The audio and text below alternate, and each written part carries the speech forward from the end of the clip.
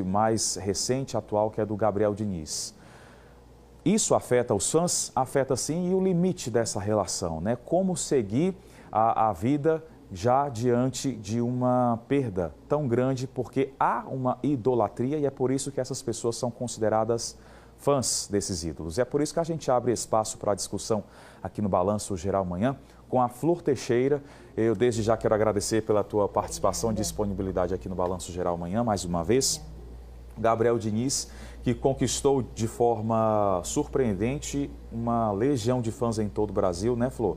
Claro que a carreira dele não começou de agora. A gente sempre sabe que o sucesso, muitas vezes, ele vem antes, aí uma trajetória de trabalho árduo muito grande. Só que este rapaz aí, o caso, por exemplo, Mamonas Assassinas, que eu lembro ainda na infância, foi aquele boom também, de repente a carreira inteira da banda foi destruída por uma tragédia também, de um acidente. E aí como é para lidar justamente para essas pessoas que se entregam, que fazem fã-clube, que estão diretamente ali lidando com a agenda do show, querendo saber, acompanhar sobre a vida, carreira, o que fez, o que planeja. Tem gente que investe em viagens justamente para acompanhar a agenda dessas pessoas, desses artistas. Então, lidar com essa perda é algo também difícil, né? Para falar sobre a perda com Gabriel Diniz, eu preciso primeiro falar um pouquinho dessa perda. Vou fazer uma analogia bem simples. Quando a gente está na escola, a gente aprende que a gente nasce, cresce, se reproduz, se desenvolve e morre. Imagine quando essa morte acontece justamente antes desse processo de desenvolvimento, desse processo de amadurecimento. É o que a gente chama de um luto antecipatório. Então, o que é que choca a gente? É justamente a gente perceber que houve um rompimento nesse processo natural de desenvolvimento do ser humano. E aí, quando você pontua os fãs, por que eles ficam tão assim, né, tão chocados?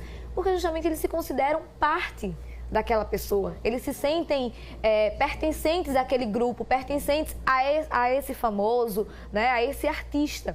Então, eles não estão perdendo ali o Gabriel Diniz, o cantor. Estão perdendo o Gabriel Diniz, referência, modelo, admiração. Então, na verdade, é por isso que eles realmente sofrem como se fosse um ente, porque para eles é um ente, é um parente, faz parte da vida deles. Então, é por isso que realmente é algo que eles expressam, né, dessa forma assim tão enfática, essa dor, esse desamparo. Qualquer pessoa que vivencia um luto, ela vivencia uma perda. Quando eu falo perda em relação à morte, qual é o principal sentimento que envolve esse? O desamparo. Então, existia uma pessoa que protegia, que tinha uma admiração, que acolhia, e aí, de uma hora para outra, não há mais. Aí, por exemplo, é possível lidar com esse tipo de situação? Porque, por exemplo, a gente sempre trata aqui que o aspecto psicológico, ele precisa ser acompanhado ao longo da nossa vida. Até, por exemplo, estou fazendo terapia, muitas vezes é pela dificuldade de comunicação, às vezes é por dificuldade no relacionamento em casa. E neste caso específico, que a gente está pontuando, fazendo este levantamento, esta análise de perfil para quem é fã, muitas vezes é preciso também desse acompanhamento, porque isso fere, de certa forma, o sentimento daquela pessoa que, por exemplo, hoje está viajando para acompanhar o velório daquele que ela admira. Exato. Na verdade, Diego, o processo terapêutico ele vai ser muito importante para ser trabalhado essa elaboração do luto. Então, compreender, né, essas etapas do luto. A gente sabe que você vivenciar uma perda, não só com a morte, mas uma perda, às vezes uma separação, perder um emprego. Então, isso já é difícil. Imagine você ter uma perda realmente a longo prazo, né, uma perda irreversível.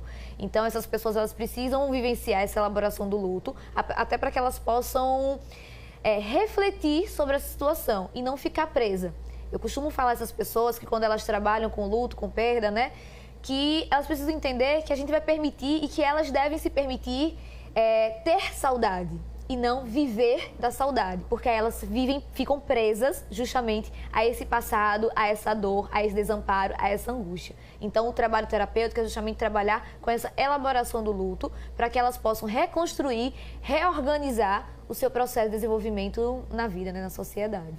Até porque quando a gente cria a imagem de um ídolo, a gente acaba se espelhando para que as nossas atitudes, os nossos comportamentos ou até mesmo a nossa profissão, ela possa ser embasada porque em algum momento da nossa vida aquela pessoa nos marcou para que pudesse ser um norte da nossa projeção profissional ou até mesmo de vida. E isso acaba também quebrando um ciclo, né? Uma quebra de ciclo que você falou, essa antecipação, justamente para tentar reequilibrar. Aí eu te pergunto, onde é que a gente consegue ver o equilíbrio justamente nessa perda? Porque perder parente, perder quem a gente ama, porque não deixa de ser um amor esse tipo de situação, né? O restabelecimento emocional da pessoa. Como a gente pode distinguir do que pode ser verdade ou do que pode ser mentira no momento em que uma análise precisa ser feita? Claro que vai depender também do grau de envolvimento que a pessoa tenha, exatamente com se é um super fã, digamos assim, ou se é um fã, ou se apenas admira a carreira daquela pessoa. Na verdade, assim, o que a gente coloca é que por que essas pessoas estão tão comovidas, né? Independente de serem fãs ou não. Porque a morte, ela traz uma reflexão para quem está visualizando, né? Seja até para refletir sobre as suas ações. Então, por exemplo, assim, de repensar, eu deixo tudo para daqui a um mês, eu tinha vontade de visitar minha mãe hoje, de encontrar com um amigo no almoço, mas não, vou deixar para o futuro.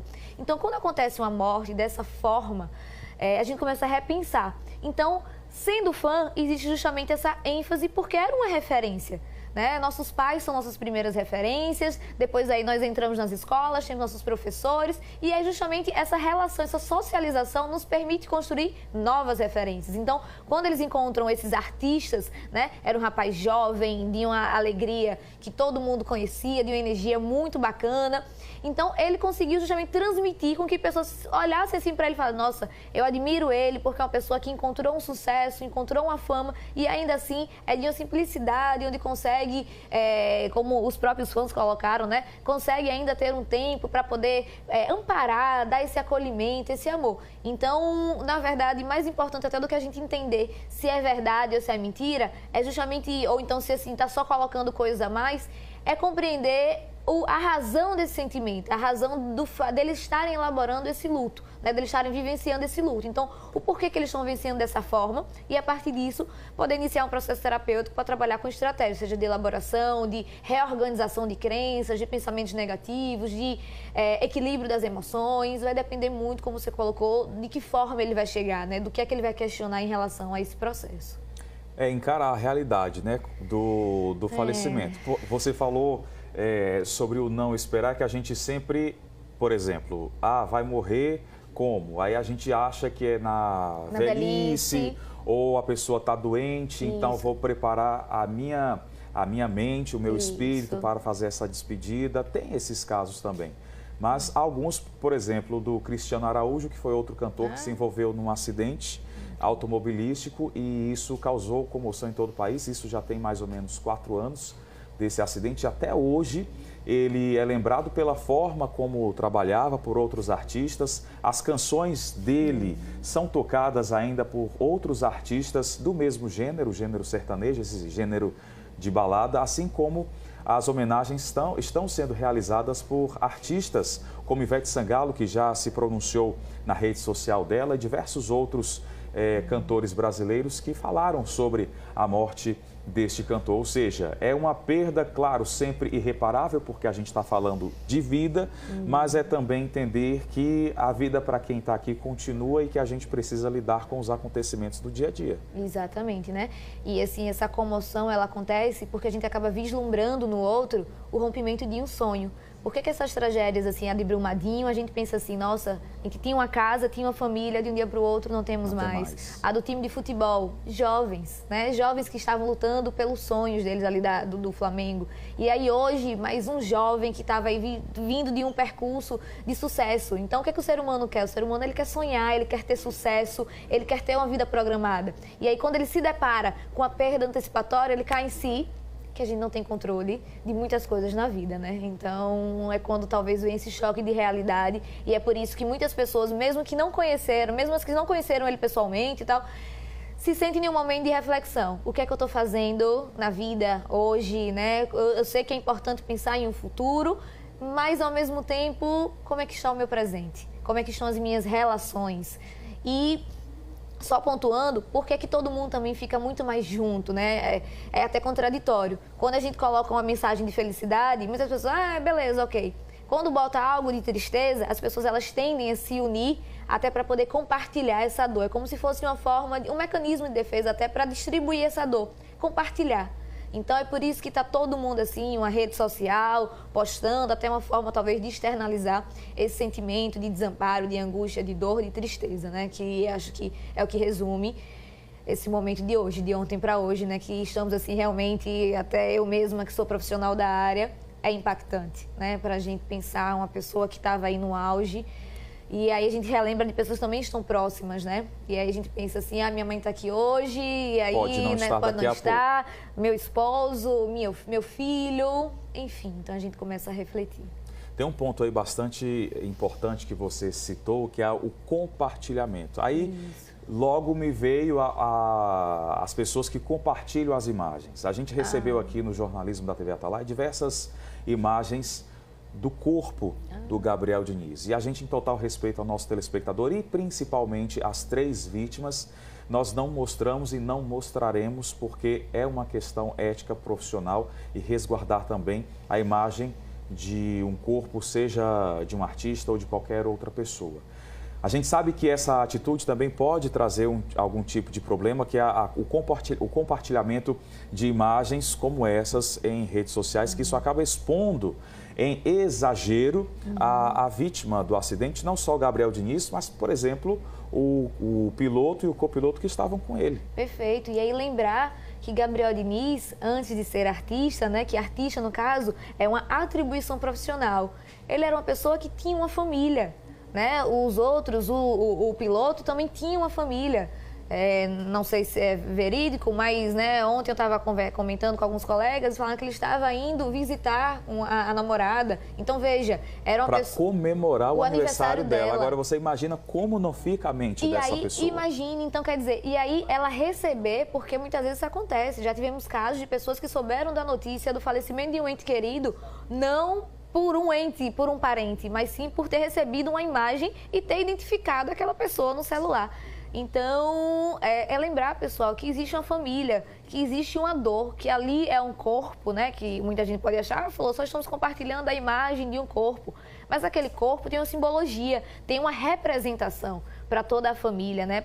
Inclusive para a própria sociedade de quem foi aquele artista. Não só ele, como não menos favorecido, mas só por conta de realmente Gabriel Diniz ser um artista que estava reconhecido, os pilotos também. Eles, não sei se eles têm filhos, esposas, mas assim, eles provavelmente têm um núcleo. Tem um núcleo, então, por favor, não compartilhe, né? E outra, se coloquem no lugar. Eu acho que essa ideia de compartilhar, não a imagem, mas compartilhar essas dores, essas fotos, é você pensar um pouquinho e se colocar no lugar do outro. Como deve estar essa família desse rapaz, essa namorada que estava aguardando para comemorar uma celebração da vida? Teve que agora entender o que era a morte. Infelizmente, então, né? Infelizmente. Eu recebi aqui no estúdio do Balanço Geral amanhã a psicopedagoga Flor Teixeira. Muitíssimo obrigado aí por trazer também, né, essa explicação, esse bate-papo aqui no estúdio do Balanço Geral amanhã. Uma ótima terça-feira para você. Eu quero agradecer e parabenizar o programa, porque sempre quando há alguma questão, vocês fazem questão de trazer um profissional da área, da psicologia, da psicopedagogia. E aí eu fico muito feliz em saber que vocês estão justamente querendo propagar conhecimento à população sergipana. Então, muito obrigada e pode chamar sempre. A gente que agradece. Obrigada. Camerão, por gentileza.